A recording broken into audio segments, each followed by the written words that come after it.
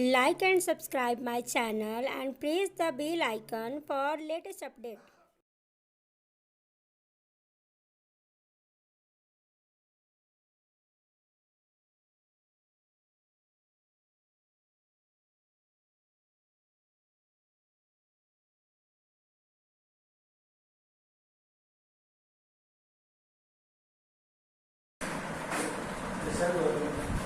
Good morning students. आज हम लोग इस वीडियो में जो फर्स्ट लेसन कोशिका है उसका दूसरा भाग पढ़ेंगे। कोशिकांग, जिसमें हरित लवक की संरचना और कार्य। आज का वीडियो है क्लोरोप्लास्ट का स्ट्रक्चर और फंक्शन। सबसे पहले ये मूल रूप से ये जो अंगक है स्पेशली कहां मिलता है, that is only found in plant. ये केवल पादप में ही पाया जाता है, जंतु में नहीं।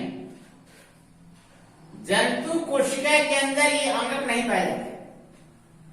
आपको हमने बताया था कि पादप कोशिका और जंतु कोशिका में मूल रूप से क्या अंतर है। तो उसमें मैंने बताया था कि जो लवक है, जिसको हम लोग प्लास्टिड कहते हैं, यह लवक केवल पादप कोशिकाओं में ही पाई जाती है। लवक को हम संरचना और कार्यों के आधार पर तीन भाग में बांटते हैं। तीन तरह के लवक होते हैं। एक का नाम है अवर्णी। वर्ण का मतलब होता है रंग, कलर, और लगा हुआ है इसमें अ, जिसमें कलर नहीं है, रंग नहीं, रंगहीन, अवर्णित, कलरलेस, जिसको अंग्रेजी में कहते हैं ल्यूकोप्लास्ट। दूसरा है वर्णी, जिसमें क्रोमा, क्रोमा माने कलर होता है, रंग, इसको अंग्रेजी में कहते हैं क्रोमोप्लास्ट, यानी वर्णी लवक। और तीसरा है हरित लवक, क्लोरोप्लास्ट, जिसके कारण पौधे का या पत्तियों का, अधिकांश पौधों का रंग क्या होता है, हरा होता है। ये तीन कैटेगरी के लवक हैं और तीन अंगों में पाया जाता है। जैसे जड़ों में पाया जाता है अवर्णी, इसलिए जड़ का कोई रंग नहीं, कलरलेस होता है जड़। रूट में कोई कलर नहीं होता। ये ल्यूकोप्लास्ट यानी अवर्णी लवक कहां पाए जाते हैं, अधिकतर पौधों के जड़ के भाग में। दूसरा है वर्णी लवक, ये कहां पाए जाते हैं, पौधे के जो रंगीन भाग है। रंगीन भाग कौन होता है, फ्लावर। पौधे का जो कलर्ड पार्ट है, रंग वाला भाग, वो है फ्लावर। उसमें पाया जाता है वर्णी लवक, जिससे पौधों के भिन्न भिन्न कलर के फूल होते हैं पौधों के, ये वर्णी लवक। और तीसरा है हरित लवक, पत्तियों में या पौधे के जो हरे भाग हैं उनमें ये लवक पाया जाता है, क्लोरोप्लास्ट। मूल रूप से यहां पर हम लोग देखेंगे कि संरचना के दृष्टिकोण से लवक का जो संरचना है वो करीब करीब सेम है। थोड़ा सा अंतर है ल्यूकोप्लास्ट और क्रोमोप्लास्ट में, क्योंकि ये कलर पार्ट होता है, ये रंगीन भाग है और ये रंगहीन है। और इसमें जो हरित लवक है, इसमें एक हरे रंग का रंजक पाया जाता है। उस हरे रंग के रंजक को क्या कहते हैं, क्लोरोफिल। पर्णहरित, क्लोरोफिल, पर्णहरित, पर्णहरित, क्लोरोफिल। ये क्लोरोफिल जो है, इसी के कारण पत्तियों का या पौधों का रंग हरा होता है। अब इसकी संरचना का हम अध्ययन करेंगे। चलिए देखते हैं कि इसकी संरचना क्या है। इसका अल्ट्रा स्ट्रक्चर देखो, ये हम लिखे हैं इलेक्ट्रॉन सूक्ष्मदर्शी संरचना। साधारण माइक्रोस्कोप देखिएगा तो कुछ नहीं दिखाई पड़ेगा, लेकिन जब इसको हम इलेक्ट्रॉन माइक्रोस्कोप से देखेंगे तो यह भी दोहरी झिल्ली से बनी हुई ये रचना है, झिल्ली हुई। इसमें डबल मेम्ब्रेन है माइटोकॉन्ड्रिया की तरह ही। यह दोहरी झिल्ली से आउटर और इनर, बाहरी झिल्ली और भीतरी झिल्ली से ये रचना बनी है, दोहरी झिल्ली से बनी है। इसके अंदर का जो द्रव्य है उसको हम क्या कहते हैं, एस्ट्रोमा। देखिए यहां पर लिखा हुआ है। और इसमें यहां पर आप संरचना देख लीजिए कि जैसे एक सिक्का, इसके ऊपर दूसरा सिक्का, ऐसे तीसरा सिक्का, इस तरह से सिक्का हम रखते जाते हैं तो एक चट्टा बन जाता है, स्टैक्स। उसी तरह का ये सभी जो रचनाएं हैं इनको कहते हैं थाइलोक्वाइड्स। ये तस्तरी नुमा जो ये रचनाएं हैं एक के ऊपर एक, इसको कहते हैं थाइलोक्वाइड्स। थाइलोक्वाइड, एक के ऊपर इस तरह से सजे हुए। और इन्हीं थाइलोक्वाइड्स में क्या पाया जाता है, क्लोरोफिल, पर्णहरित। और इनका संबंध एक ये लैमिनी से है, देखिए दूसरे ये। अब यहां पर ध्यान दीजिएगा कि ये जो स्टैक्स है थाइलोक्वाइड्स का, इसके ऊपर एक सजा हुआ है, इस पूरे समूह का नाम है ग्रेनम। कहीं लिखे होंगे, ठीक है, लिखे ग्रेनम। इस तरह का यहाँ भी ग्रेनम है, यहाँ ग्रेनम है, यहाँ ग्रेनम है।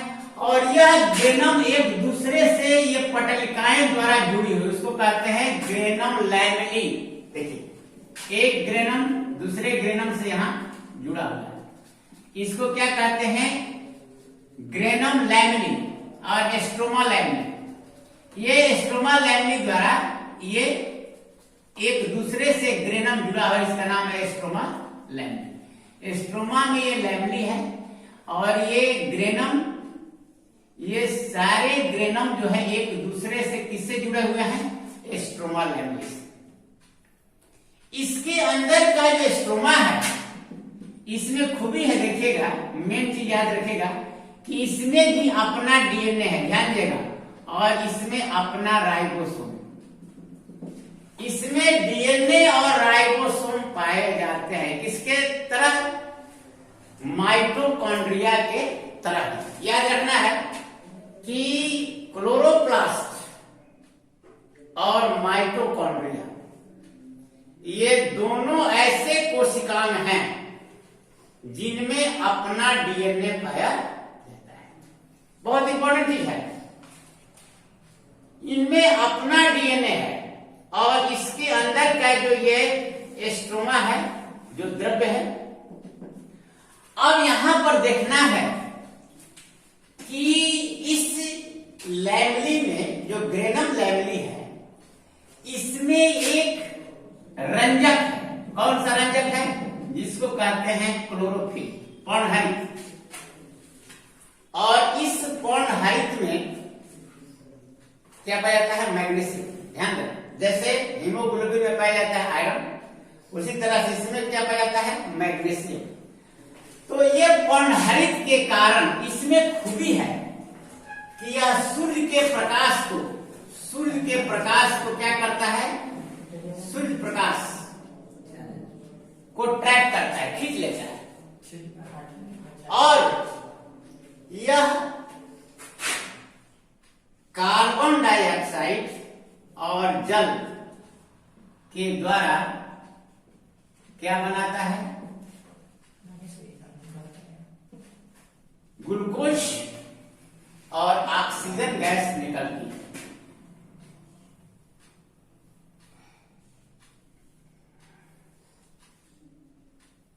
यहां पर देखिए 6:2 12 6 18, यहां पर लिख दीजिए 6:4। देखिए ये ग्लूकोज बना, दैट इज ग्लूकोज, और ऑक्सीजन गैस निकलती है। ये है कार्बन डाइऑक्साइड, जल। तो इसमें यह खूबी है कि due to presence of chlorophyll, यानी ये पर्णहरित के कारण, इसी क्लोरोफिल में पर्णहरित है, यह सूर्य की एनर्जी को खींच लेता है, सूर्य के प्रकाश की उपस्थिति में ये क्लोरोफिल के द्वारा, क्लोरोफिल ये क्या बनाता है, ग्लूकोज यानी भोजन के अणु का निर्माण करता है और ऑक्सीजन गैस मुक्त रिलीज होती है। तो इस क्रिया को क्या कहते हैं, प्रकाश संश्लेषण।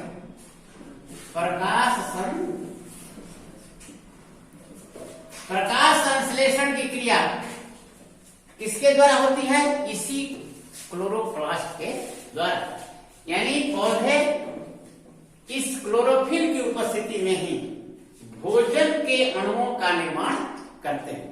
तो हरित लवक का कितना इंपॉर्टेंस है पौधों के लिए कि यह सूर्य के प्रकाश को खींच लेता है और सूर्य के प्रकाश की उपस्थिति में कार्बन डाइऑक्साइड और जल की मदद से ये ग्लूकोज अणुओं का निर्माण करते हैं और ऑक्सीजन गैस मुक्त होती है।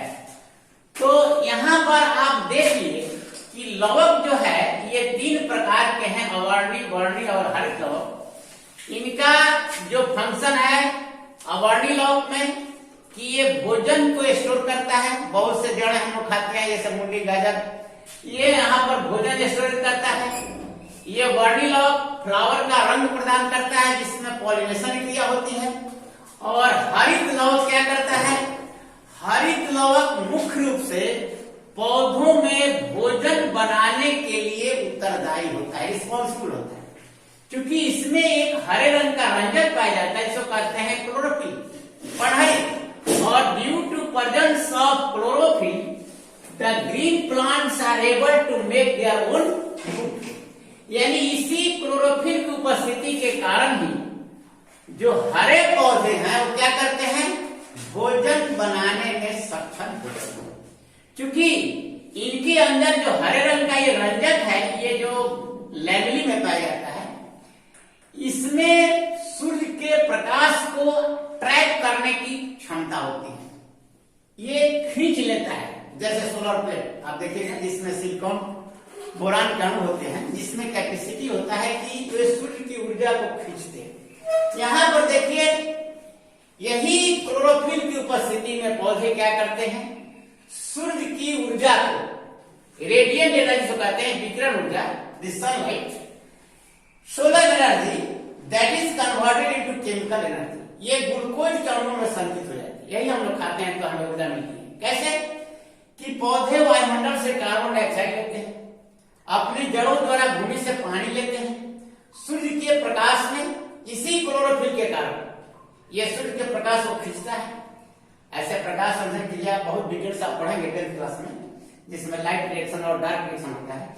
लेकिन यहाँ पर क्या है कि क्लोरोफिल की उपस्थिति में ही ये क्रियाएं होती है, जिससे क्या बनता है, कार्बोहाइड्रेट यानी ग्लूकोज का निर्माण होता है और ऑक्सीजन गैस रिलीज होती है।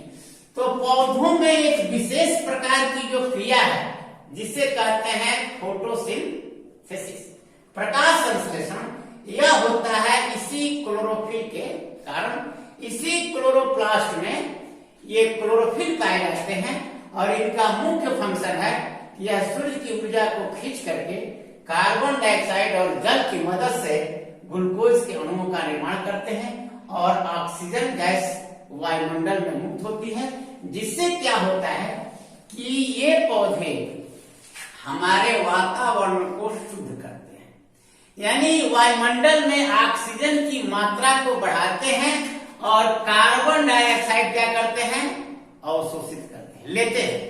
इसीलिए कहा जाता है कि मोर प्लांटेशन, अधिक वृक्ष लगाएंगे। पर्यावरण को बचाने के लिए हमें ज्यादा वृक्ष लगाने की आवश्यकता क्यों है कि वृक्ष क्या करते हैं कि वायुमंडल के कार्बन डाइऑक्साइड को खींचते हैं और देते क्या है, ऑक्सीजन। हालांकि ये नहीं है कि जंतु हो या प्लांट हो, पौधा हो, दोनों शोषण में ऑक्सीजन लेते हैं, याद रखिएगा। पौधे भी श्वसन क्रिया में ऑक्सीजन ही लेते हैं और जंतु भी ऑक्सीजन लेते हैं, लेकिन पौधों में एक विशेष क्रिया होती है प्रकाश संश्लेषण, जिसके कारण पौधे भोजन का निर्माण करते हैं और वायु उत्पाद के रूप में क्या निकलता है, ऑक्सीजन गैस रिलीज करते हैं, एटमॉस्फेयर में छोड़ते हैं। तो इस कारण से पौधे हमारे लिए बहुत उपयोगी हैं। तो पौधे के अंदर ये जो बहुत इंपॉर्टेंट ऑर्गेनेल्स है कोशिका में है, वो कौन है? हरित लवक, जिसकी संरचना आज हम आप लोगों को पढ़ाए कि ये प्लास्टिड 3 प्रकार के होते हैं, अवर्णी, वर्णी और हरित लवक। जिसमें अवर्णी लवक, जिसमें कलर नहीं होता, ये अधिकतर जड़ में पाए जाते हैं। वर्णी लवक जो पौधे का रंगीन भाग है, कौन सा भाग? फ्लावर, उसमें पाया जाता है। और हरित लवक जो पौधे के हरे भाग है, मुख्यतः पत्तियों में, जिससे ये भोजन का निर्माण करते हैं। तो इसी तरह से हम लोग बारी बारी से इस कोशिका के अंदर सारे ऑर्गेनेल्स के बारे में पढ़ेंगे और एक एक ऑर्गेनेल्स का डिटेल्स हम लोग हर टर्म पर जो अगला वीडियो बनेगा उसमें हम लोग पढ़ते जाएंगे। आज के लिए केवल हरित लवक की संरचना एवं कार्यों का बारे में हम लोग अध्ययन किए। इसके बाद अन्य कोशिकाओं के बारे में हम लोग अगले वीडियो में पढ़ेंगे। थैंक्स।